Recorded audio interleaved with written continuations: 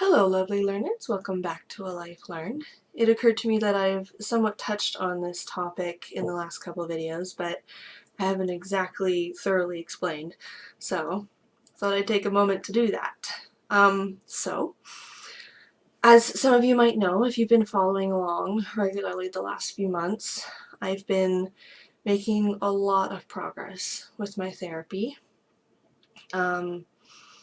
Not just in my sex therapy, but in all areas of my mental health. My focus had recently been in my sex therapy for anyone who wasn't familiar with my old vlogs, but the stability that I had been able to experience from my partner having a very decent job and the court situation finally being concluded in my life allowed a lot of things that were sitting in my subconscious to start surfacing and a lot of realizations to start happening. And one of those has very painfully been the realization of how codependent I basically am on a general basis in terms of how I tend to operate in relationships, and the very serious need to work on that. As you might be able to tell, I am not too excited about this at all. Though at the same time, you know, my relationship with my current partner hasn't been perfect. We have struggled a lot. We've had some really bad blowouts because of our mental health issues conflicting. He's got traits of borderline personality disorder and complex post-traumatic stress disorder, and has had a lot less access to therapy, but has had a lot more luck in terms of finding a situation that would accommodate that and still employ him.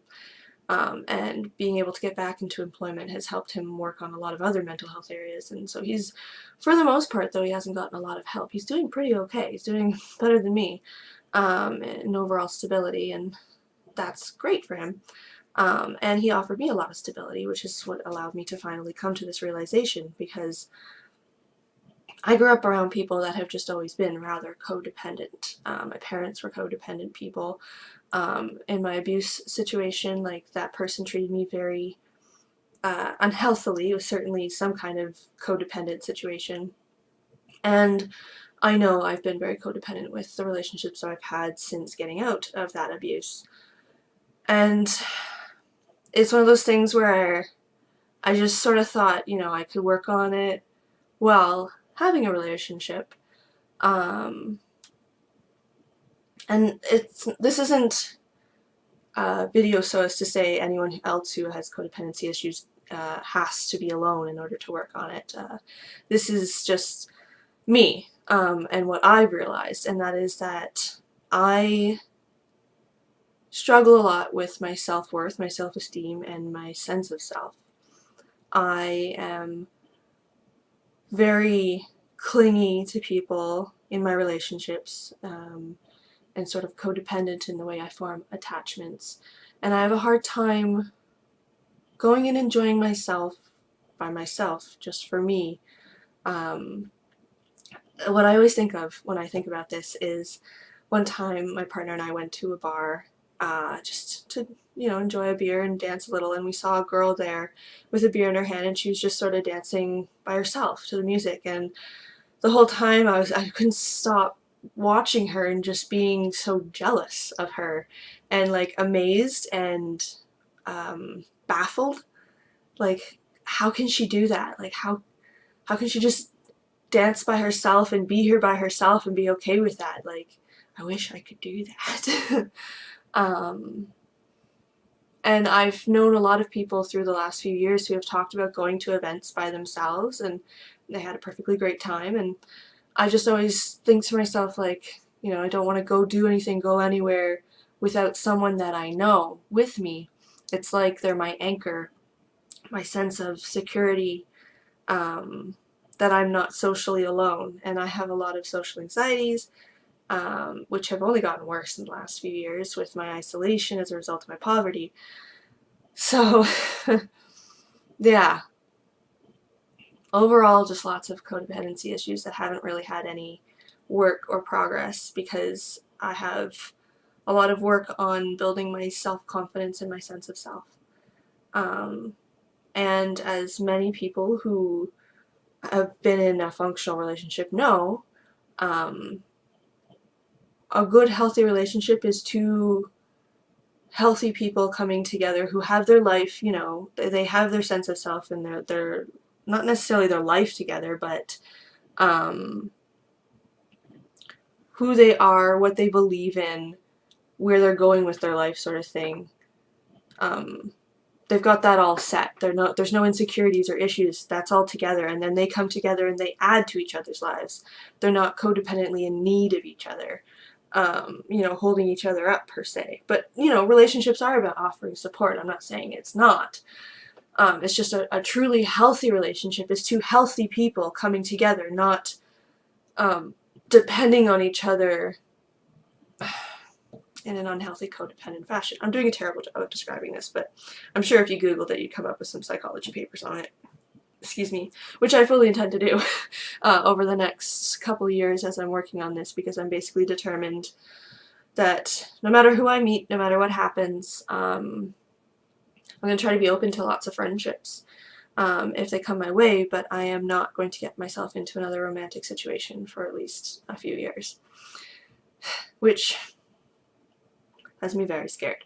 I have not been that alone in a long time. The most I spent was like two months by myself between relationships, and I was still fooling around quite a bit with other people. Because I was in my hypersexual times where I just constantly needed validation through my sexuality. Now, like, I'm very much trying to work on my sense of self through my sexuality, and I've grown a lot, and it's just gotta make a video about that sometime. That'll have to be later in the summer, but there's been a lot of progress in that area, and I know that this is going to be a really good move in helping me work on that too, because even though I don't necessarily have a partner to work on it with, I really need to work on my personal sense of sexuality with myself, and what I feel sexuality is, what I like, what I enjoy. Those are things I never really spent time working on or exploring. Or like me, who I am, I've always been very insecure about those ideas, very afraid to embrace those ideas, afraid to have people reject me for them, and or afraid to get in trouble depending on what time of life we're talking about. So yeah, I'm going to learn to be alone, and I'm scared.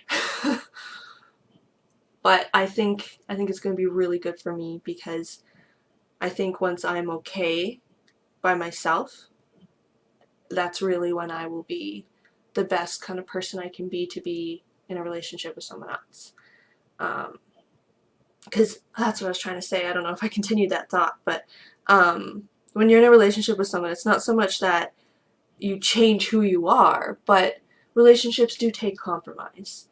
And so it's much harder to work on you when you are trying to be a good partner and compromise for your partner, you know? I'm sure you guys understand. So I'm scared, but my partner is being incredibly supportive to the best of his ability. And I don't know, just trying to take it one step at a time, while also like kind of jumping into life really, really quickly all at once, because I'm also starting school soon. But that's me, you know, just how I do things. I make a decision and then all of a sudden I'm running a race and I don't even know what happened. I thought I was sitting down a second ago. But, you know, if you want to get something done, I guess you just gotta go do it, right? So, I want to get healthy. I want to move my life forward. This is what I'm doing. I've been kind of dead inside, as you guys might have remembered from my old videos, and really struggling, but the motivation to return to school came, and a lot of things have surfaced from my subconscious that have shown me the direction I need to take to really start to discover who the heck Becca is and start moving forward from my trauma and finding out who I was always meant to be, I guess, because I can really see that my abuse is just sort of been like this damper sitting on top of whoever the heck my personality is, and I've always been afraid to break out of it, and now I'm finally getting there. So this is, I guess, one of the first really big steps to it. So if you can relate, if you've ever found yourself in a relatively good relationship that is otherwise not working out because of mental health issues and codependency issues, I can relate. Leaving is not easy. I love him so fucking much. And he is a very good man. And we've talked about maybe getting together again in the future, but we don't know who those future people are going to be, so we're not really speculating at this point. He's just being as supportive as he can, which I really appreciate, and I'm trying to be as kind as I can about the whole transition, and, you know, one step at a time, as they say. Please feel free to message or comment below if you can relate at all. And as always, thank you guys so much for your incredible support as I go through all this crazy crap in life. Although, you know, we all go through our own crazy crap, I suppose. But yeah, that's what's going on with me right now. One step at a time, right? One step at a time. Anyways, I'm not sure when the next video will be because there's a lot going on with moving and stuff, but please do join me again next week or sometime soon where I try again to share a little something I've learned or experienced in life.